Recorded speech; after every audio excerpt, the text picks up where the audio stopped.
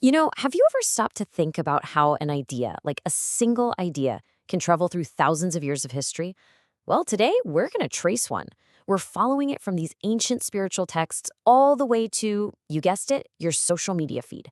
And trust me, it's a wild journey that tells us so much about how we see ourselves and our place in the whole universe.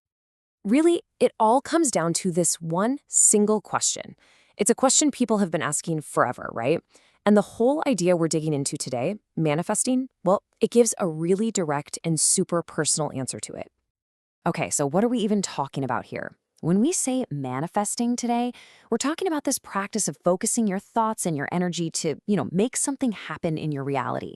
You've probably heard it connected to the law of attraction. But here's the thing. This modern version, it's really just the final chapter in a much, much older story. Yeah, this idea definitely didn't just pop up in some modern self-help book. Nope. To find its real origins, we have to go way back. We're talking far older, far deeper, all rooted in the spiritual traditions of the East. So the earliest traces we can find take us all the way back to ancient Hinduism. But, and this is super important, the core concept was totally different back then. It wasn't about creating something out of thin air. It was all about harnessing a spiritual power that already existed. Think about practices like Yoga Nidra, which is a kind of guided meditation, or chanting mantras. They were seen as tools to get yourself in sync with this big universal force. Even the word itself, manifest, gives us a clue. It comes from a Sanskrit word that means to show or make evident, to reveal what's already there, not to invent it. And this right here shows a huge split in how ancient people thought about the world. So over in the East, you have this idea that humans can actually tap into cosmic power.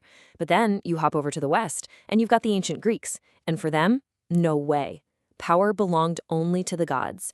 Humans were basically just pieces on a chessboard, playing out a story written by the folks on Mount Olympus. You just reacted to whatever faith they handed you. And this difference, harnessing power versus being a subject of power, is absolutely crucial for the next part of our story. So the big question is, how did we get from harnessing some divine cosmic energy to the modern idea of just, thinking your way to success? Well, the idea had to pack its bags and travel. And as it made its journey from the East to the West, it completely transformed. And the really huge turning point happens in 19th century America. There was this philosophical movement called New Thought, and they basically took all these ancient ideas and gave them a total makeover.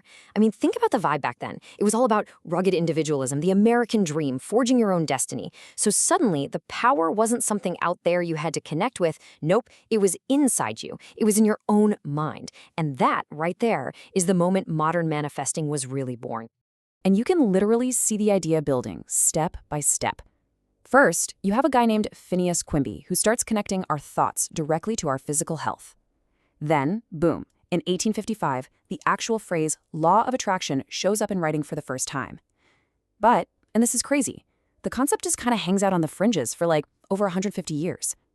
It wasn't until 2006, with Rhonda Byrne's book and movie, The Secret, that this thing just explodes into a global phenomenon. All right, so that pretty much brings us up to today. We've gone through the whole history, but how do people actually do this? What are the nuts and bolts of modern manifesting? At its core, the belief is all about alignment. The idea is that the universe is just pure energy, right? And so are your thoughts, your feelings, everything. So the goal is to kind of tune your own internal frequency to match the frequency of the thing you want. It's just like tuning an old radio to the right station. And that vibrational match, as they call it, is what supposedly pulls that desire right into your life. And it usually gets broken down into a few practical steps. So first up is visualization. And this isn't just, thinking about what you want. It's about feeling it, feeling what it's like to already have it. Then second, you've got affirmations. That's where you repeat positive statements over and over to kind of reprogram your subconscious. And finally, step 3 is gratitude. This is all about feeling thankful, as if you've already gotten what you wished for, which just reinforces that whole feeling of alignment. Okay, so when we take a step back and look at this whole journey, from ancient India all the way to a TikTok trend, you start to see one really big central shift. The real story here isn't just about manifesting, it's about power. This is it. This is the whole story in a nutshell. It's a massive philosophical shift.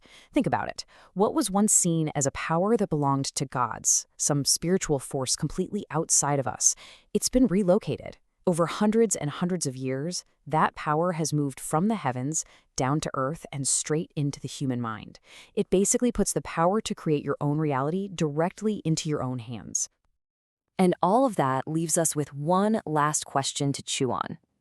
Is this whole journey a true evolution in what we believe as humans? Or does it just point to something we've always wanted?